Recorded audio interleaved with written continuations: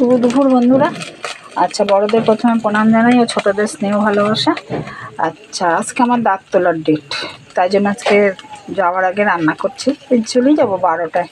ডিম চচ্চড়ি বাবা ছেলের জন্য দুবেলা, আর কালকের অল্প ডাল আছে। এখন বেগুন শুকুত করেছি, টমেটো রসুন সব পেস্ট করে, পেঁয়াজ। আর এখন আমি ডিম সিদ্ধটা খেয়ে যাব। আমার জন্য খিচুড়িও বানিয়ে রেখেছি, খেতে হবে ব্যথার ট্যাবলেট খেয়ে। আর ভাতও করে রেখেছি দুবেলার ওদের দুজনের জন্য।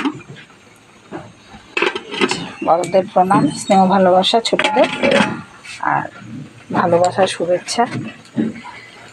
ডিম চচ্চড়ি, এখন জামা কাপড় পরবো, ডিমটা সেদ্ধ খাবো আর ব্রাশ করবো অল্প, ব্যাস চলে যাব।